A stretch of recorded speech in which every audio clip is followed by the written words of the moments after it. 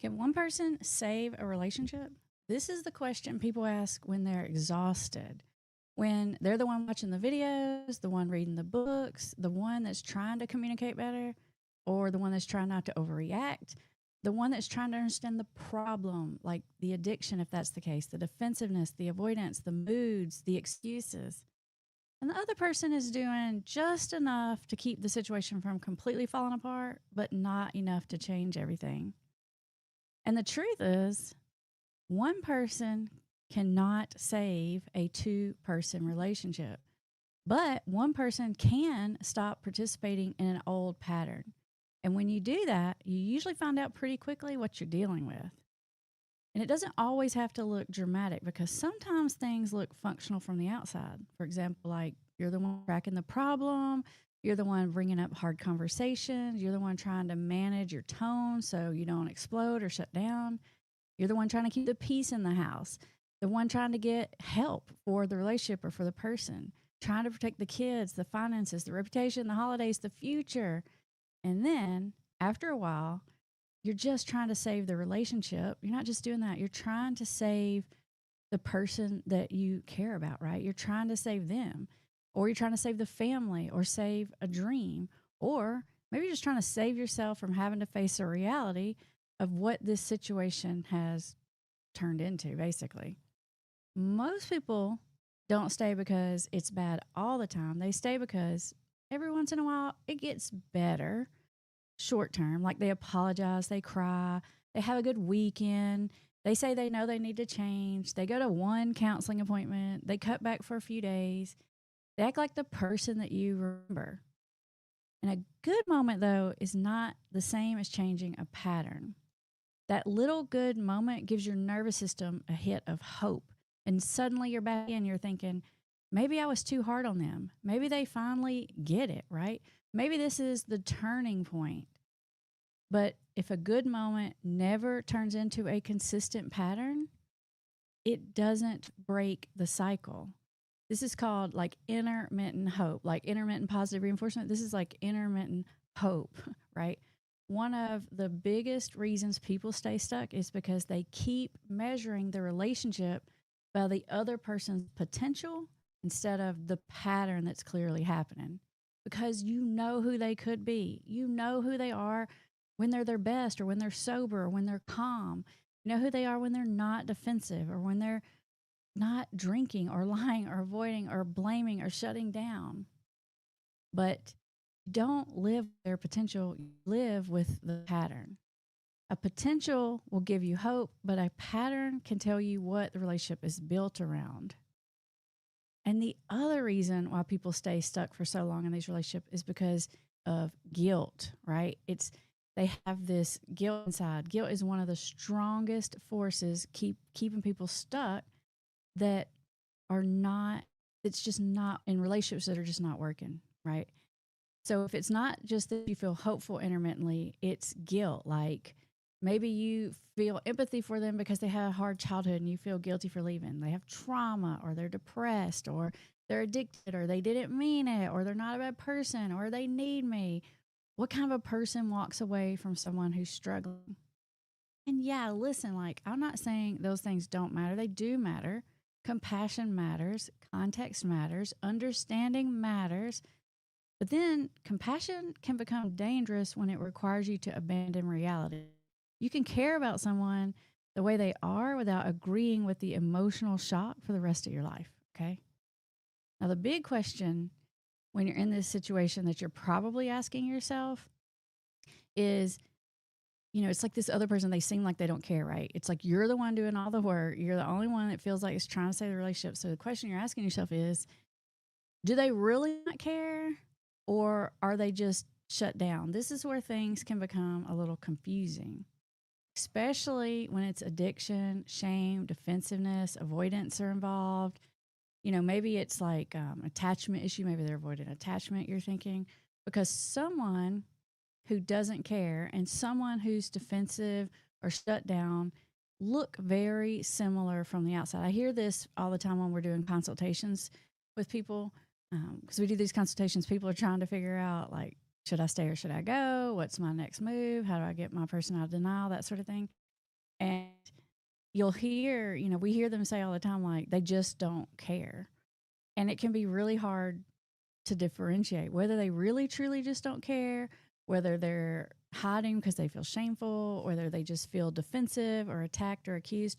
Because when people are defensive, they say a bunch of crap. Like they say, I don't care. Or I don't, if you're expressing your feelings, they'll say, I don't care how you feel. Or, this situation I'm in is more important than what you're talking about. They'll say things and maybe they made them, but maybe they don't. So either situation, you're dealing with someone who will avoid the conversation, minimize the problem, get irritated when you bring it up, make promises and not follow through. They'll act like you're the problem. They'll say you're too negative, you're too controlling, dramatic, sensitive, and they'll give you just enough to keep you engaged. But those are not the same thing as really caring, right? Here's the key distinction, right? If someone truly does not care, there is no amount of explaining, pleading, begging, crying, threatening, or loving them harder that's going to make them value something that they don't value. But if someone is defensive, ashamed, scared, shut down, if you're dealing with someone who's just showing you defense mechanisms, the way that you approach the problem matters a lot. Like you might get a totally different type of reaction out of them.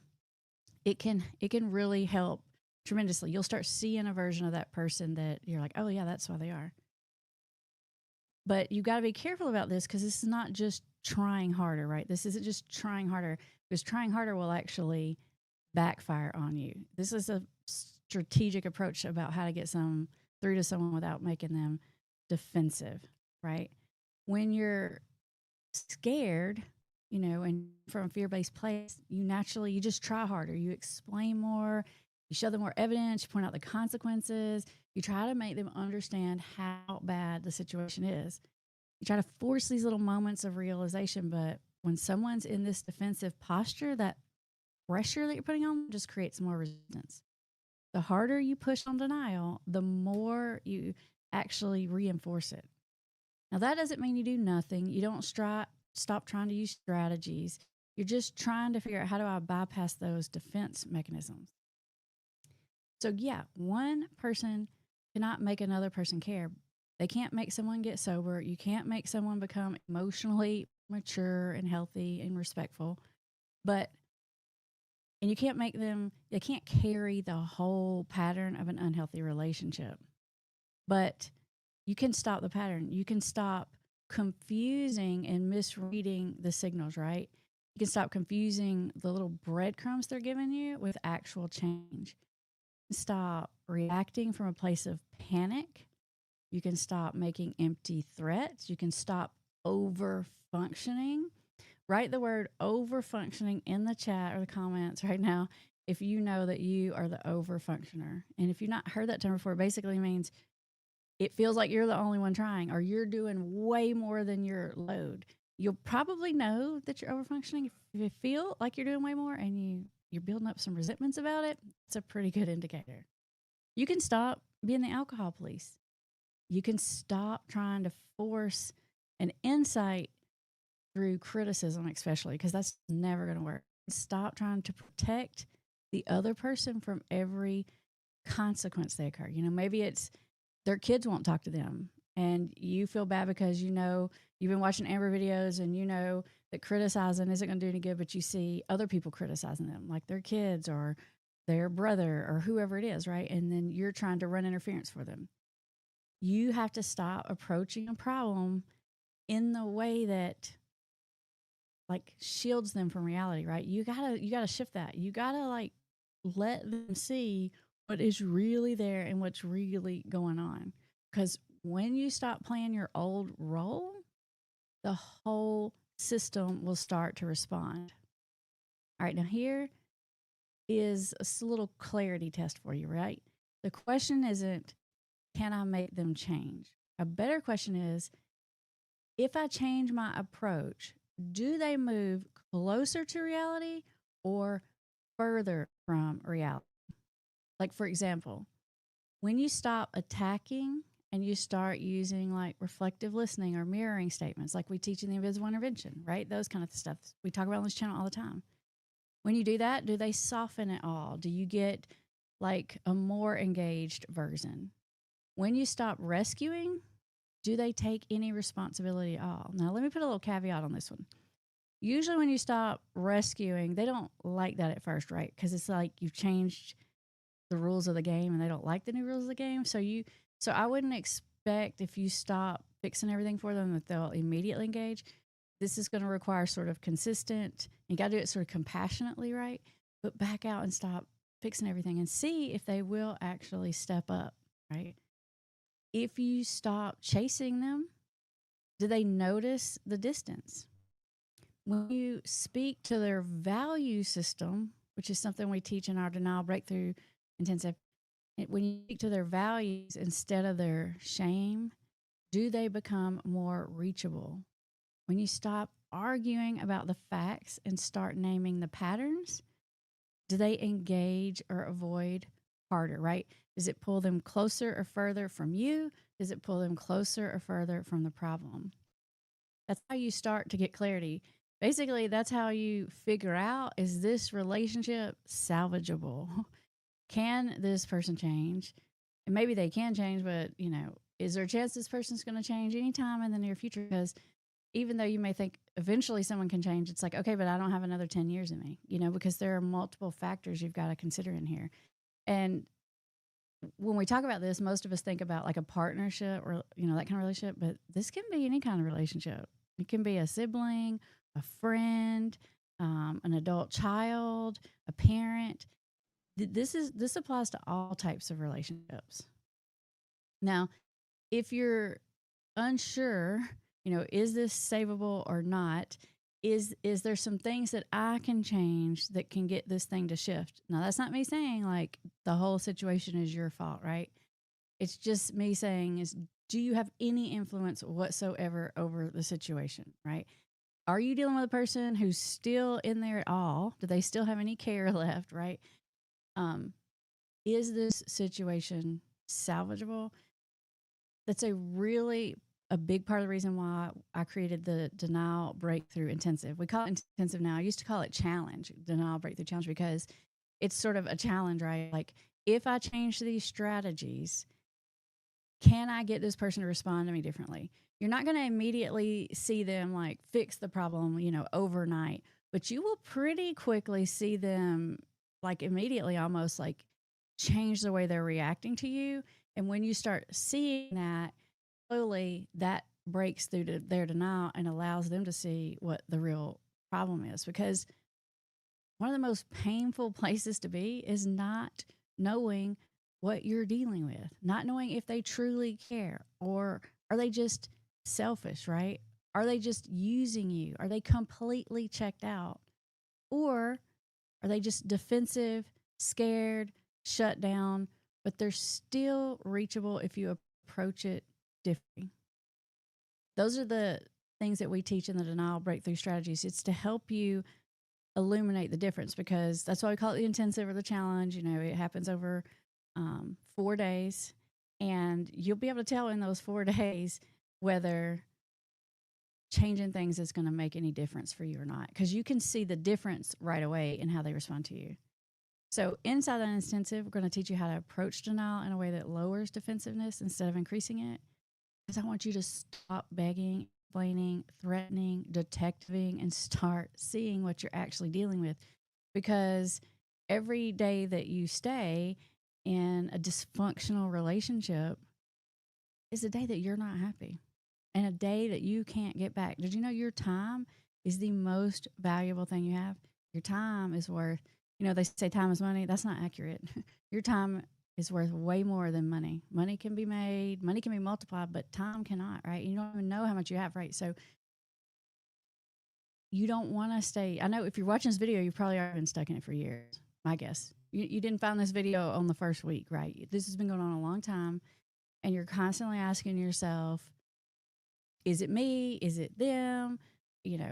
Can they see the problem? Are they just a jerk and they just don't have it in them? Like, they don't have any empathy. They don't have any care, right? If you want to figure that out and you want more information on this, then sign up for the Denial Breakthrough Challenge. We have it every probably 8 weeks or so. There are limited spots. The next one depends on when you're watching this. If you're watching this like today, which is July 9th, the next one is going to be August 3rd through the 6th. If you're watching this later, that's okay. Just look and you'll click the link in the description and you'll see when the next one is, because we do have it every so many weeks. So back to the original question. Can one person change a relationship? You can't do it by carrying all. You've probably already been doing that. You've probably already been over functioning. You're not going to do it by being patient enough. You're not going to do it by explaining it perfectly.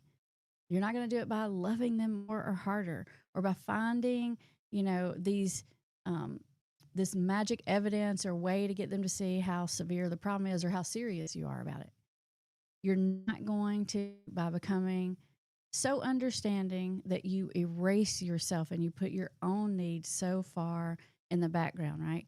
Even trying to make yourself so small isn't going to make this person change or appreciate you more or even respect you. In fact, it'll probably make them respect you a lot less. But you can change the pattern. You can stop feeding the cycle. You can stop confusing hope with evidence and getting on that emotional roller coaster. Like I say, just because they're on the roller coaster doesn't mean you got to be on the roller coaster. You can stop letting guilt make every decision. You need to think logically and strategically, not emotionally, about these situations, because a big reason why you're already stuck in this pattern is because you're responding from emotion. 1 minute you're ticked off, 1 minute you're scared and desperate, 1 minute you're hopeful. And when you're making decisions based on how you feel in that moment, you're just never going to get anywhere, right? Because you're just chasing the emotions. And then when that emotion changes, you do something different. That's why you're not getting anywhere. You got to have strategy and you got to use it consistently. You have to learn how to approach someone in denial in a way that's going to reveal whether this person is reachable or not. Most people, in my experience of dealing with people who have addictions for more than 20 years now, are mostly just defensive. Most of them really, truly care. The crazy thing is they'll come in my office and they'll tell me that they really care or they really feel remorseful for what they did. I'm like, have you told your person this? And they're like, no.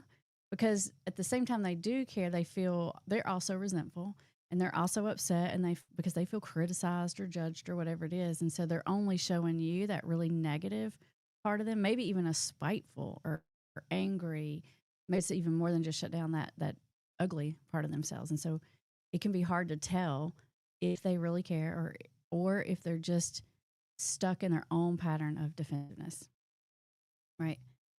At the bottom of the video in the description, you're going to find the link to the Denial Breakthrough Challenge. If you haven't done it, I strongly suggest you do it. It's worth spending, a week of trying this instead of months and months and months and years and years and years going around these circles, doing the same old thing, getting a little dose of hope and then going back and forth, back and forth. All right, hopefully I'll see you there. But we are about to the point in this conversation, if you're watching live, where I want to invite you to join the conversation. Bree is back there. She's moderating for us. And so if you've got questions, comments, concerns, examples, pop them in the chat. Bree's looking through them now, and she is going to help us pick some so we can respond and answer, and we can have a conversation about this all together. Bree, anything back there? All right, here we go. Here's a question.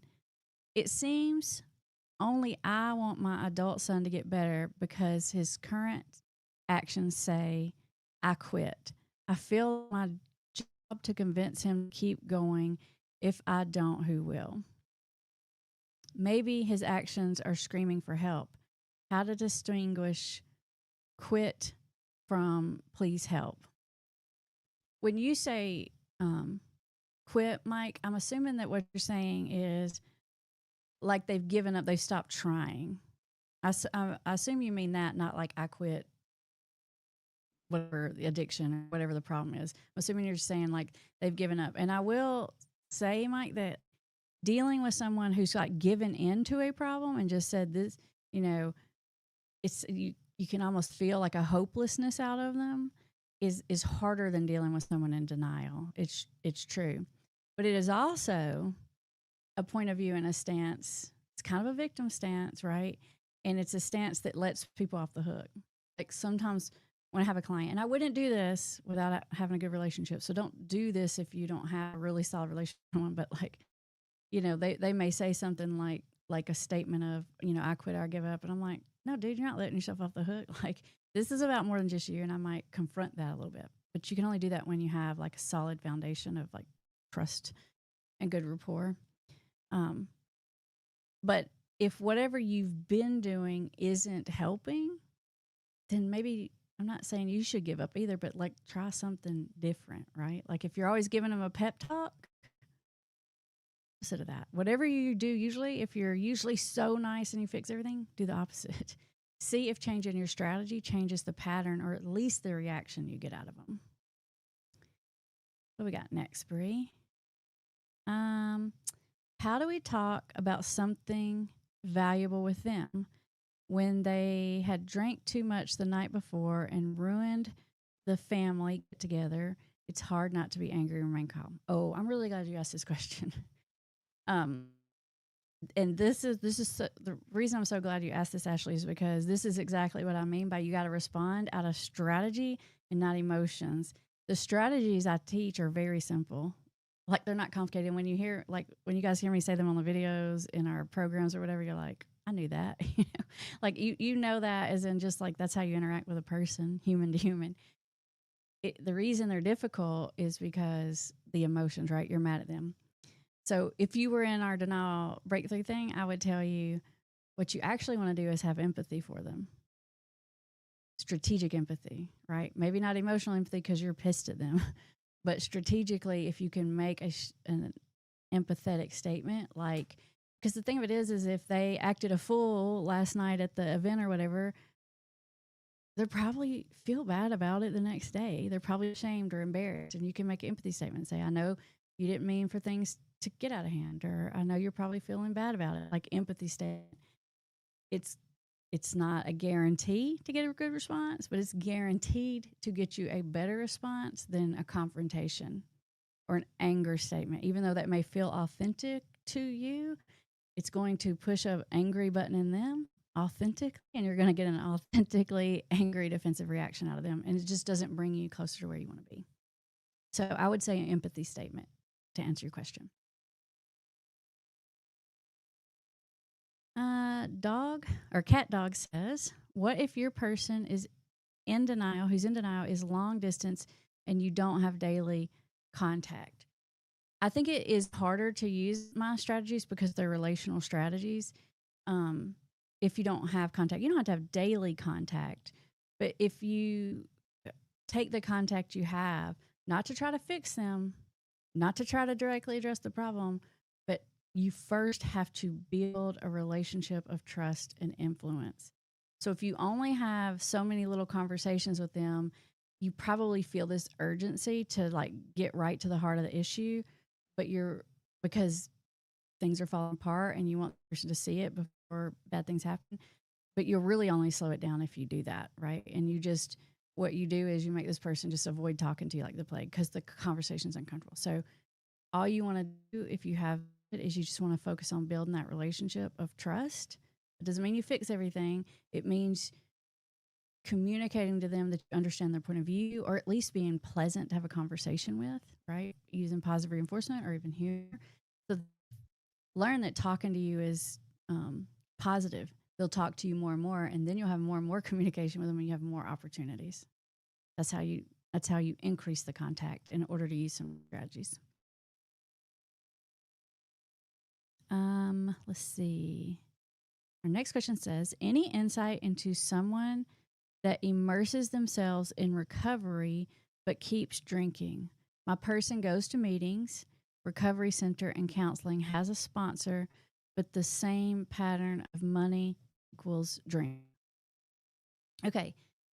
I've seen this a lot, and I want you to know first and foremost, it doesn't mean that they're faking, and it doesn't mean that they're really not trying, because if they immerse themselves, that word that you used, it makes me know that they're doing more than just checking a box because you or someone else is making them. Immerse themselves means like they're really trying to be a part of a recovery community, or they're really trying to like address the issue. If the problem is money equals drinking, then the issue isn't that they're not trying. The issue is they're not protecting themselves from the trigger, which is access, right? In this point. Um, One thing that I recommend in situations like this is that there's something called a True Link card, which is really just a debit card. It works like any other kind of debit card, but it doesn't let you get like cash back. It doesn't let you buy alcohol, stuff like that. So, you're dealing with an adult, and it's hard for an adult not to have money, not to be able to get themselves lunch if they're going to work or whatever. So you don't want to like completely make them feel like a child by not letting them have access to money. I mean, you can, and if that's what you have to do, and that's what this person wants to do to solve it, then do it. But I like TrueLink as an option. But even though that's the solution I'm giving you, the harder question is how do I get this person to come to the idea that that would be helpful for them? My guess is it wouldn't be that hard with this person because they really are trying, and they probably are very insightful in understanding that the money is the trigger. When I used to like counsel those teenagers, and when I was a baby counselor, one of them would say, "Dude, if I got 63 cents in my pocket, it's dangerous," which is crazy, but it's true, right? The money is a big trigger for people. What's our next question, Brie? All right. Chasing Violet says, "My husband and I are separated, but communicate often. He mentioned the Ibogaine treatment. He says he has pain emotionally. What are your feelings on the treatment?" Because I don't do that in the United States, I have known people who've done that, but it's been very few of them. So I don't have like a strong opinion about it. So I want to be careful because I don't want to say yay or nay on something I really don't understand. But I have heard of success with it, right? I've heard success with this sort of epiphany. I've seen it. It's like some magic epiphany that happens that just changes the way you see. It's like a clarity, right? I've seen it happen from Ibogaine, from other kinds of chemically induced situations. In fact, I don't know how many of you know this, but Bill Wilson, from as in the big book of AA, like the founder of AA, when he got sober and had that big epiphany, and like that began the beginning of AA, the real story is there. He was in a detox center where they put him on a bunch of hallucinogenic drugs that caused this spiritual shift. I don't think it was Ibogaine back then, but it was something, in that genre of drug. So I'm not against it. Other things you could do is like, and there's two videos about it, at least on this channel, like EMDR, or the new version of that is called ART. Not like painting therapy. It stands for accelerated resolution therapy, to help deal with painful memories. And that's a fairly treatment. So I wouldn't oppose it. If it works, it works. And if the person's willing to try something and they're trying it from a sincere place, I'm not against it. Amity Jones says, "My husband quit drinking 7 months ago and is not seeking help. He has anger issues that stem from his childhood. Any thoughts on how to get him help?" Would your husband be open to getting help if it weren't for the drinking? Because sometimes people will get help, but they don't want help with the drinking issue because it makes them feel defensive, or they have some ambivalence, or they don't want to be forced into something. But would he consider something for the emotional, like the ART stuff I just mentioned? Dude, that can be like 1 or 2 sessions. Like if it works, I mean, honestly, it's kind of magic or whatever. It sounds like magic, but go back and watch those videos if you want, because in one of them I interviewed the founder of the technique, and in the other one I interviewed an addictionologist who practices it and has had it done on himself, and he is in recovery. So you can kind of look at it from multiple. It's like 2 sessions, and they're not even like invasive as far as like they gotta like talk and pour their heart out. You don't even have to build a relationship. It has to do with like moving things around in your mind. It's kind of wild, but maybe he would be agreeable to that kind of thing. But let me say this to you, Amity. This is the important part. If you're going to approach the subject, don't approach the subject by he has anger and how that's making you feel. You talk to him about how it makes him feel. Like if he's angry and then he's remorseful, you approach it from an empathy statement of, I hate seeing you so mad at yourself. Is going to work a lot better than a statement like, I can't believe you did that again, which may be true and valid, but we're talking strategy. Hope that helps. Nancy says, how do you get someone to stand up and advocate for themselves instead of getting into victim mode? I personally think victim mode is just really hard to penetrate. One of my old supervisors in the past used to say, if you're dealing with a person that's passive, you have to get more passive than them. And I have seen that work. I've also just seen that not work if you're dealing with a severely avoidant person. I can tell you what won't work is giving them a pep talk, is pushing them. An empathy statement is probably the most likely to get them to do something right. It's to find their motivators inside and pull them forward. All right, Bree says we are to the end of our time. Thank you, everybody. Hey, we had less tech issues than last week, right? That was a mess. If you came last week and you back up this week, thank you for believing me. I unpublished last week's video because it was such a technical mess with sound and everything that I re-recorded it. And so it's being edited by my editor, and I'm going to release it again soon because so many of you commented, like, I really want this information, but I can't hear it because it's cutting in and out. So we're working on that. Thanks for sticking with me. Link to the denial breakthrough is in the description, and we'll see you guys here next week, every Thursday at 1 Eastern. Bye, everybody.